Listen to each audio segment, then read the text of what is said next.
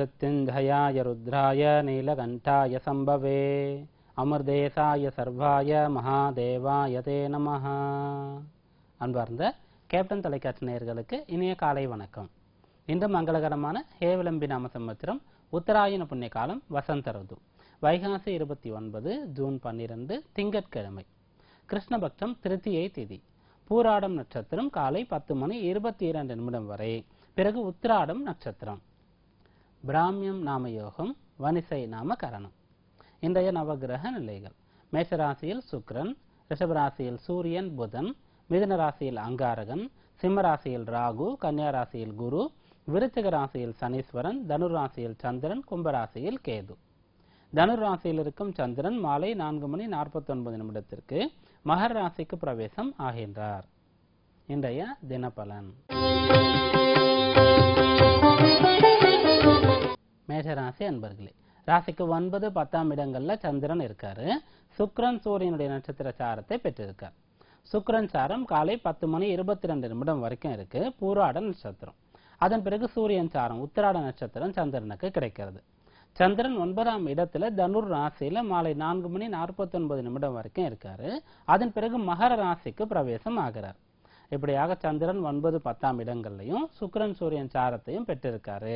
அதனால இந்நாள் உங்களுக்கு பயனுள்ள நாளாக இருக்கும். குறிப்பாக இந்நாள் உங்களால பிறருக்கு பயன் கிடைக்கக்கூடிய நாளாக இருக்கும்.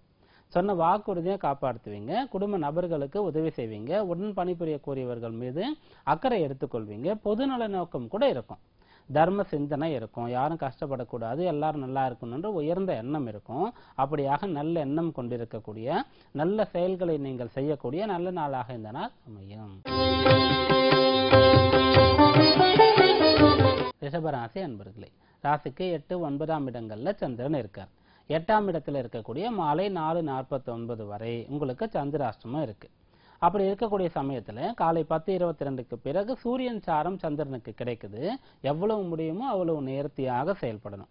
பிறர் உங்களுடைய செயல்களில் குறை காணக்கூடிய அளவிற்கு இப்போது நீங்கள் செயல்களை செய்யக்கூடாது. நம்ம இப்போது உயர்ந்த மனிதர்கள், பெரியவர்கள் கண்காணித்து கொண்டிருக்கின்றார்கள் என்ற எண்ணம் இன்றைக்கு உங்களிடத்துல இருக்கணும். அப்படி இருக்கும்போது செயல்களை சரியாக செய்வோம். தேவையற்ற அரட்டை விவாதங்களை செய்ய மாட்டோம். சோம்பல் இருக்காது. பய உணர்வோடு, பக்தியோடு, கடமை உணர்வோடு பணிகளை செய்வோம். அப்படி செய்யும்போது சந்திராஷ்டமத்தினால பிரச்சனை இருக்காது. அவப்பெயர் ஏற்படாது. காரியங்கள்ல தடை ஏற்படாது. மாலை நேரத்தில் சந்திரன் 9ஆம் இடத்துக்கு வரும்போது சூரியன் சாரத்திலே 9ல் இருக்காரு. அதில் பெரியவர்கள் மூலமாக உங்களுக்கு பாராட்டு நன்மை நடக்கும். மாலை வரை நீங்கள் கடுமையாக உழைக்கக்கூடியதற்கு மாலை நேரத்தில் பலன் கிடைக்கும் என்று எடுத்துக்கொண்டு உழைக்க தயாராக இருக்கும்போது சந்திராஷ்டம பிரச்சனை இல்லாத நாளாக இந்த நாள் அமையும். மிதுன ராசி அன்பர்களே, ராசிக்கு 7, 8ஆம் இடங்கள்ல சந்திரன் இருக்கார். மாலை நேரம் 4:49 வரைக்கும் 7ஆம் இடத்துல சந்திரன் இருக்காரு. அது வரைக்கும் மிகச்சிறந்த நற்பலன்கள் நடக்கும். சுக்கிரன் சாரத்துல இருந்தாலும் சுக்கிரன் உங்களுக்கு பூர்வ புண்ணியாதிபதி. சூரியன் சாரத்துக்கு சந்திரன் வந்தாலும் சூரியன் முயற்சி ஸ்தானத்திற்கு அதிபதி. புண்ணியம், அதிர்ஷ்டம், நீங்கள் செய்யக்கூடிய முயற்சிக்கு பலன் அனைத்தும் கிடைக்கும். மகிழ்ச்சியாக இருக்க முடியும். 4:49 பிறகு சந்திரன் அஷ்டமஸ்தானத்துக்கு வர்றதுனால மிக கவனமாக இருக்கணும். சட்டத்திட்டங்களுக்கு உட்பட்டு நடக்கணும். சிறிய விதிகளை கூட மீறக்கூடாது. குறுக்கு வழிகளில் எந்த காரியங்களையும் முயற்சிக்க கூடாது. அப்படி கவனமாக சிரத்தையாக இருக்கும்போது இந்த நாள் உங்களுக்கு பயனுள்ள நாளாக அமையும். கடகராசி அன்பர்களே, ராசிக்கு 6, 7ஆம் இடங்கள்ல சந்திரன் இருக்காரு. 6, 7ஆம் இடங்கள்ல சந்திரன் இருக்கிறது ஸ்தானபலம். சுக்கிரன் சூரியன் சாரம் கிடைச்சிருக்கு. அதில் மகிழ்ச்சியாக இருப்பீங்க. நல்ல முயற்சி, கடின உழைப்பும் கூட உங்களிடத்துல இருக்கும். மேலும் ராசிக்கு அதிபதியா சந்திரன் இருந்து குருவுடைய வீட்டில் இருக்கும்போது நல்ல எண்ணங்கள் இருக்கும். நல்லவர்களுடைய நட்பு துணை கிடைக்கும். சனியுடைய வீடு மகரத்தில் இருக்கும்போது கடுமையாக உழைக்கணுன்ற எண்ணம் இருக்கும். கஷ்டப்படக்கூடியவர்களுக்கு உதவணுன்ற எண்ணமும் கூட கிடைக்கும். அப்படியாக நீங்களும் பயன்பெற்று உங்களால் பிறருக்கு நன்மை நடக்கக்கூடிய நல்ல நாளாக இந்த நாள் அமையும். சிம்மராசி அன்பர்களே, ராசிக்கு 5, 6ஆம் இடங்கள்ல சந்திரன் இருக்கார். 5ஆம் இடத்துல சந்திரன் இருக்கும் பொழுது உங்களுக்கு தெரிந்த விஷயங்களை பிறருக்கு சொல்லிக் கொடுக்கக்கூடிய ஒரு ஆர்வம் இப்போது உங்களுக்கு இருக்கும். பிள்ளைகளை சரியாக வழி நடத்துவீங்க. பூர்வீகம் சம்பந்தப்பட்ட எண்ணங்கள் அதிகமாக மனதில் தோன்றும். 6ஆம் இடத்துக்கு சந்திரன் வரும்போது ராசிநாதன் சூரியன் சாரத்திலே இருக்காருன்றதுனால எவ்வளவு பெரிய தடைகள் இருந்தாலும் அனைத்தையும் தகர்த்தெறிவீங்க. உடல் உபாதைகள் அனைத்தும் இப்போது தீரும். ஆரோக்கியமாக உங்களால இருக்க முடியும். கடன் சம்பந்தமான பிரச்சனை இருக்கக்கூடியவர்களுக்கு கூட அதுல பெரிய அளவிற்கு பிரச்சனை இருக்காது. அந்த பிரச்சனை சரியாகும். கடனை கொடுத்து முடிக்க முடியும் அல்லது கூடுதல் தவணை கிடைக்கும். அப்படியாக இது உங்களுக்கு பிரச்சனை தீரக்கூடிய சாதகமான நாளாக அமையும். கன்னியா ராசி அன்பர்களே, ராசிக்கு 4, 5ஆம் இடங்கள்ல சந்திரன் இருக்கார். சுக்கிரன் சூரியனுடைய நட்சத்திர சாரத்தை பெற்றிருக்கார். இதுல சுக்கிரன் சாரம் காலை நேரம் 10:22க்கு முடிஞ்சிடுறது. அது வரைக்கும் உங்களுக்கு சாதகமான சூழ்நிலை இருக்கும். நல்ல மனநிலையில உற்சாகமாக இருப்பீங்க. சூரியன் சாரம் கிடைக்கும் போது சூரியன் ராசிக்கு விரயஸ்தானத்திற்கு அதிபதியா இருக்காரு. இப்போது 9ஆம் இடத்துல இருக்கார்.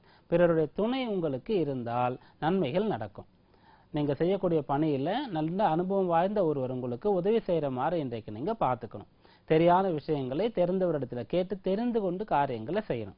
குறிப்பாக கல்வி இன்றைக்கு தனியாக படிக்கிறதை விட நல்ல படிக்கக்கூடியவர்களோடு சேர்ந்து நீங்க படிக்கிறது உங்களுக்கு நலன் தரும். அப்படியாக இன்றைக்கு கிடைக்கக்கூடிய உதவிகளை நீங்கள் எடுத்துக்கும் பொழுது இந்த நாள் பயனுள்ள நாளாக அமையும். துளாராசி அன்பர்களே, ராசிக்கு 3, 4ஆம் இடங்கள்ல சந்திரன் இருக்கார். 3ஆம் இடத்துல இருக்கக்கூடிய மாலை நேரம் வரைக்கும் உங்களுடைய காரியங்கள் அனைத்தும் எளிதில் பூர்த்தியாகும். கிடைக்க வேண்டிய பலன் உங்களை வந்து சேரும். 4ஆம் இடத்திற்கு சந்திரன் வரும்போது நல்ல எண்ணங்களை மனதில் வகுத்து கொள்ள வேண்டியது அவசியம். தேவையற்ற விஷயங்களை தூக்கி எறிய தயாராக இருக்கணும். சிலருக்கு நல்ல ஞானம் இருக்கும், நல்ல விஷயங்கள் தெரிந்திருக்கும். இருந்தாலும் பழக்க வழக்கத்தினால அல்லது அன்பு பாசத்தினால சில தவறுகளை செய்வாங்க. அதாவது பிள்ளைகள் தவறு செய்யும் போது கண்டுகொள்ளாமல் இருப்பது போன்ற விஷயங்கள், அதையெல்லாம் இன்றைக்கு நீங்க தள்ளி வைக்கணும். மிக சரியாக மிக நேர்மையாக நீங்க நடந்து கொள்ள வேண்டியது அவசியம். அப்படி இருக்கும்போது இந்த நாள் பிரச்சனையற்ற மன வருத்தம் இல்லாத நாளாக அமையும். விருச்சிக ராசி அன்பர்களே, ராசிக்கு 2, 3ஆம் இடங்கள்ல சந்திரன் இருக்கார். 2ஆம் இடத்துல சந்திரன் இருக்கும் பொழுது பணவரவு சம்பந்தப்பட்ட விஷயங்களுக்கு முயற்சிக்கலாம். 2ஆம் இடத்துல சந்திரன் இருக்கும்போது குடும்ப ஒற்றுமை சம்பந்தமான விஷயங்களை முயற்சிக்கலாம். சண்டை சச்சரவு பிரிவினை போன்ற விஷயங்களை தீர்த்து வைக்க முயற்சிக்கலாம். 3ஆம் இடத்துல சந்திரன் வரும்போது சகோதர ரீதியான உறவு பலப்படும். உங்களுக்கும் சகோதரருக்கும் இடையே இருக்கக்கூடிய கருத்து வேறுபாடுகள் அகலும். சூரியன் சாரத்திலும் இருந்து 3ஆம் இடத்துல இருக்காரு. சூரியன் ஜீவனஸ்தான அதிபதி. கூட்டாக இருந்து பலன் பெறக்கூடிய அமைப்பும் கூட உண்டாகும். 3ஆம் இடம் முயற்சியை குறிக்கும், 10ஆம் இடம் ஜீவனத்தை குறிக்கும். நீங்க கடுமையாக முயற்சித்து பெரிய இலக்குகள் உங்களிடத்துல இருந்தாலும் கூட அதை அடைய முடியும். அப்படியாக இது சாதகமான கை கொடுக்கக்கூடிய நாளாக அமையும். தனுர் ராசி அன்பர்களே, ராசியிலேயும் 2ஆம் இடத்திலேயும் சந்திரன் இருக்கார். ராசியில சந்திரன் இருக்கும்போது காலை 10:22க்கு பிறகு சூரியன் சாரம் கிடைச்சிடுறது. சூரியன் பாக்யஸ்தான அதிபதி. பாக்யசாலியாக இருப்பீங்க. பெரிய பொறுப்புகள் உங்களை தேடி வரும். உங்களுடைய கடினமான உழைப்பு, நீண்ட கால உழைப்புக்கு இப்போது பாராட்டுதல்கள் உங்களை தேடி வரும். கௌரவ பதவி கூட சிலருக்கு இப்போது கிடைக்கலாம். 2ஆம் இடத்திற்கு சந்திரன் வரும்போது 2ஆம் இடம் தனஸ்தானமாக இருக்கு. சூரியன் சாரத்தை பெற்றிருக்காரு. அரசு சம்பந்தமாக கிடைக்க வேண்டிய சலுகைகளுக்கு முயற்சிக்கலாம். நீங்க சொன்ன வாக்குறுதியை காப்பாற்றி அதனால மகிழ்ச்சிக்கு உள்ளாவீங்க. அப்படியாக இது உங்களுக்கு சாதகமான நாளாக அமையும். மகர ராசி அன்பர்களே, ராசிக்கு 12, ராசியில சந்திரன் இருக்காரு. 12ஆம் இடத்துல சந்திரன் இருக்கும்போது பிறருக்காக முன்வந்து காரியங்களை செய்வீங்க. உடல் உழைப்பு பிறருக்காக செய்ய வேண்டியது இருக்கும். பிறருக்கு உதவிகளை செய்வீங்க அல்லது பிறருக்கு கற்றுக் கொடுப்பீங்க. சம்பந்தம் இல்லாதவர்களுக்கு கூட கற்றுக் கொடுக்க வேண்டியது வரும். அதாவது நம்ம பணிபுரியக்கூடிய இடத்துல புதிதாக சேரக்கூடியவர்களுக்கு அந்த பணிகளை எப்படி செய்வதுன்னு சொல்லிக் கொடுக்கக்கூடிய அமைப்பு, அதை இன்றைக்கு நீங்க செய்வீங்க. அல்லது சிலருக்கு தனிப்பட்ட முறையில் சில திறமைகள் கைவரப்பட்டு இருக்கும், அதை பிறருக்கு சொல்லிக் கொடுப்பாங்க. அதுவே கூட தொழிலாக அமையும். இந்த விஷயங்களை எல்லாம் 12ல சந்திரன் இருக்கக்கூடிய மாலை நேரம் வரைக்கும் செய்யலாம். ராசிக்குள்ள சந்திரன் வரும்போது கலத்திரஸ்தான அதிபதியாக இருக்காரு. சூரியன் சாரத்தை பெற்றிருக்கார். கணவன் மனைவி பிரச்சனை இருந்தால் இப்போது பேசி தீர்த்து சமாதானமாக போகலாம். அப்படியாக உங்களுடைய கைவிட்டு போன பொருள் கூட திரும்ப கிடைக்கிறதுக்கு முயற்சிக்கலாம். அப்படியாக இது உங்களுக்கும் பிறருக்கும் பயனுள்ள நாளாக அமையும். கும்பராசி என்பர்களே, ராசிக்கு 11, 12ஆம் இடங்கள்ல சந்திரன் இருக்கார். 11ல சந்திரன் இருக்கும்போது மிகச்சிறந்த சாதகமான பலன் உண்டாகும். சுக்கிரன் சாரத்தில் இருக்கக்கூடிய காலை 10:22 வரைக்கும் மிக விசேஷமான பலன் கிடைக்கும். அதன் பிறகு சூரியன் சாரத்துல சந்திரன் வராரு. முடிந்த அளவிற்கு நல்ல வழியில வரக்கூடிய பொருளைத்தான் நீங்க விரும்பணும். குறுக்கு வழிகளில் முயற்சிக்க கூடாது. நமக்கு அந்த விஷயத்துக்கு தகுதி இல்லைன்னு சொல்லும்போது சலுகை மூலமாக ஒரு வேலையையோ அல்லது கல்வி சம்பந்தமான ஒரு விஷயத்தையோ பெற முயற்சிக்க கூடாது. 12ல சந்திரன் வரும்போது தேவையான நல்ல செலவுகளை தவிர்க்க கூடாது, செய்து முடிக்கணும். பிறர் உதவி என்று கேட்கும்போது செய்யணும். தர்ம எண்ணங்கள் மனதில் இருந்தால் அதை செய்யணும். பிறருக்கு தானம் செய்வது, தர்மம் செய்வது போன்ற விஷயங்கள் இன்றைக்கு உங்களால் செய்ய முடியும். அதற்குண்டான வாய்ப்பும் கூட கிடைக்கும்.